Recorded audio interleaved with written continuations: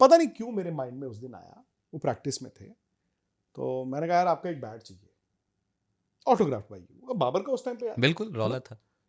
तो बाबर ने कहा कि अभी, मैं कहा नहीं मतलब यहीं, उन्होंने कहा ठीक है, वो चले गए। उसके बाद कभी मुलाकात ही नहीं, कभी मुलाकात हुई नहीं।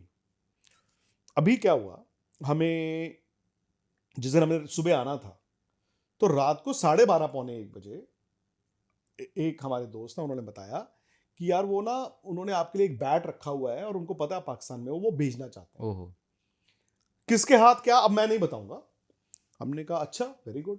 तो उन्होंने कहा इस नंबर पे आप बात कर लीजिए, जिनको करनी थी हमने कर लिया। वो 1:30 बजे आए हैं हमारे पास, 2 बजे रात को 2 बजे आए हैं, ठीक है।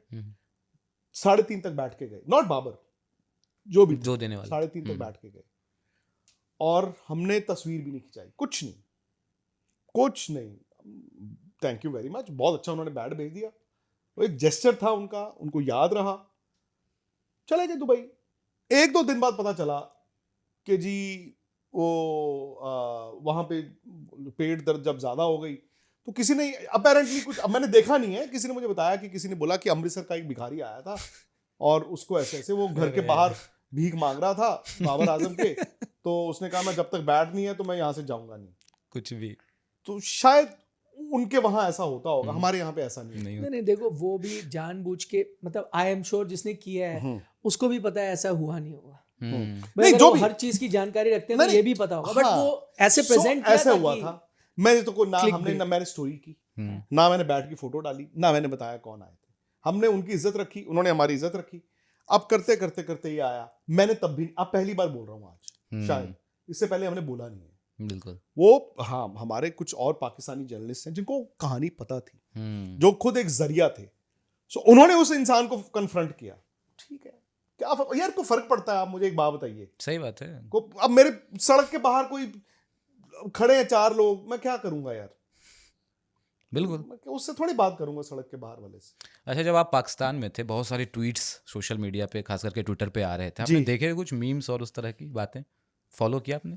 यार उन 3 दिन में तो मैंने VPN ऑन नहीं किया हुआ था, इन्होंने किया, नहीं चलता। अच्छा, मैं आपको दिखाऊं, मैंने कुछ जमा किए हुए हैं, दिखाऊं आपको? नहीं, देख तो सब लिए हैं। अच्छा, देख लिए ना? उन 3 दिन में नहीं देखे। अच्छा, नहीं, क्योंकि क्या हुआ उसके बाद जब हम दुबई आए तो बहुत लोग मिले ना, मतलब हमारे प्रेस के ही लोग होते हैं, इंडिया से भी और एक्चुअली मैं आपको ऑनेस्टली बताता हूँ, जो भी मिला उसने ये कहा आपके बहुत मीम्स देखे, लेकिन ज़्यादातर लोगों ने यही कहा कि मीम्स बुरे नहीं थे, बहुत अच्छे थे, और कई फनी भी थे। बिल्कुल, और हंसी आई, मज़ा आया।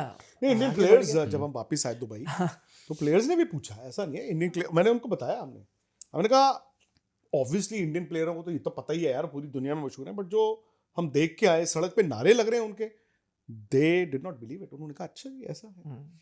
सो मैं वही कह रहा हूँ ना, अब आप उसको जिस तरह से मर्जी देख लो, हम उन 3 दिनों को याद रखेंगे और वो लोग भी याद रखेंगे, पाकिस्तान के अच्छे लोग, कि 2 भले इंडियंस आए थे और वो यहाँ से अच्छी मेमोरीज लेके गए। हम ये सोचते हैं कि हम वहां गए, अच्छे लोगों को मिलके अच्छा मैसेज देके वापस आ गए। बिल्कुल, हम यार स्टोरी नहीं। 90s की क्रिकेट ने पाकिस्तान को तबाह किया, पाकिस्तानी क्रिकेट को खत्म किया, ये कहना मोहम्मद हफीज का।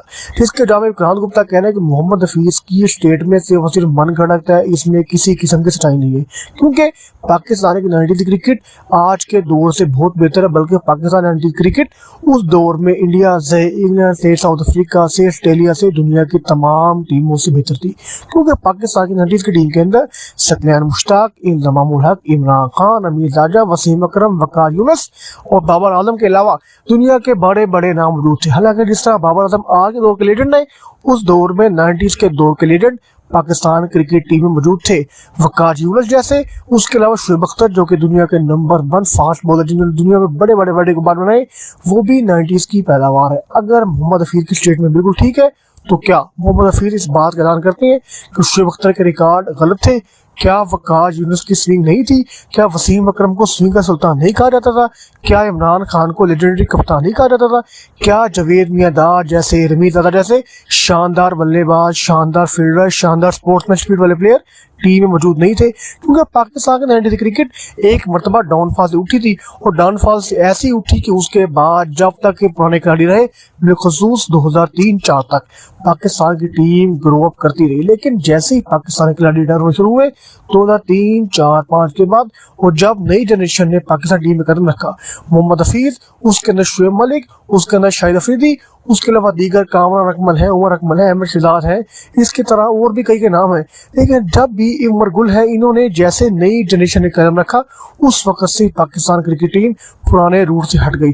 T20 format, ODI format, test format, जहां पर दुनिया के बड़े बड़े नाम थे, पाकिस्तान जीतता था, बड़े बड़े रिकॉर्ड बनाता था, लेकिन जैसे ही नई जनरेशन आई है, उसके बाद से एक बहुत बड़ा गैप पाकिस्तान टीम में देखने को मिला है, जो गैप अभी एक दो दिन बाद पता चला कि जी वो वहां पे पेट दर्द जब ज्यादा हो गई तो किसी ने अपेरेंटली कुछ, अब मैंने देखा नहीं है, किसी ने मुझे बताया कि किसी ने बोला कि अमृतसर का एक भिखारी आया था और उसको ऐसे ऐसे वो घर के बाहर भीख मांग रहा था बाबर आजम के, तो उसने कहा मैं जब तक बैट नहीं है तो मैं यहाँ से जाऊंगा नहीं।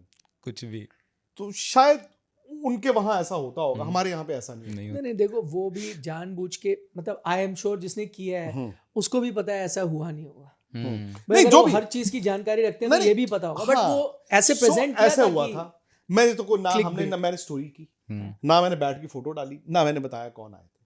हमने उनकी इज्जत रखी, उन्होंने हमारी इज्जत रखी। अब करते करते करते ये आया, मैंने तब भी, अब पहली बार बोल रहा हूँ आज, शायद इससे पहले हमने बोला नहीं है। बिल्कुल वो हाँ, हमारे कुछ और पाकिस्तानी जर्नलिस्ट हैं जिनको कहानी पता थी, जो खुद एक जरिया थे, सो उन्होंने उस इंसान को कन्फ्रंट किया। ठीक है, क्या यार को फर्क पड़ता है? आप मुझे एक बात बताइए, सही बात है। अब मेरे सड़क के बाहर कोई खड़े हैं 4 लोग, मैं क्या करूंगा यार? बिल्कुल। मैं उससे थोड़ी बात करूंगा सड़क के बाहर वाले से। अच्छा, जब आप पाकिस्तान में थे, बहुत सारी ट्वीट्स सोशल मीडिया पे, खास करके ट्विटर पे आ रहे थे, आपने जी। देखे कुछ मीम्स और उस तरह की बातें फॉलो किया आपने? यार उन 3 दिन में तो मैंने VPN ऑन नहीं किया हुआ था, इन्होंने किया। वहाँ नहीं चलता। अच्छा, मैं आपको दिखाऊं, पाकिस्तान मैंने कुछ जमा किए हुए हैं, दिखाऊं आपको? नहीं, देख तो सब लिए हैं। अच्छा, देख लिया ना।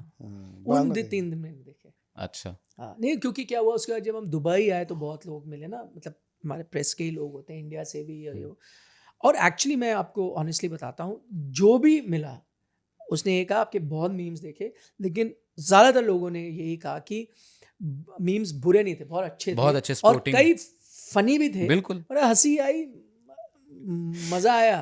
इंडियन आगे प्लेयर्स बढ़ गए। जब हम वापिस आए दुबई, तो प्लेयर्स ने भी पूछा, ऐसा नहीं है इंडियन, मैंने उनको बताया, हमने कहा ऑब्वियसली इंडियन प्लेयरों को तो ये तो पता ही है यार, पूरी दुनिया में मशहूर है, बट जो हम देख के आए, सड़क पे नारे लग रहे हैं उनके, they did not believe it. उन्होंने कहा अच्छा जी ऐसा है।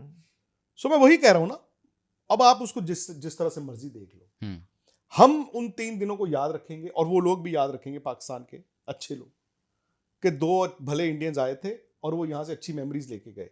हम ये सोचते हैं कि हम वहां गए, अच्छे लोगों को मिलके अच्छा मैसेज देके वापस आ गए। बिल्कुल। हम यार स्टोरी नहीं है, मतलब हम ना न्यूज मेकर्स हैं, ना हम स्टोरी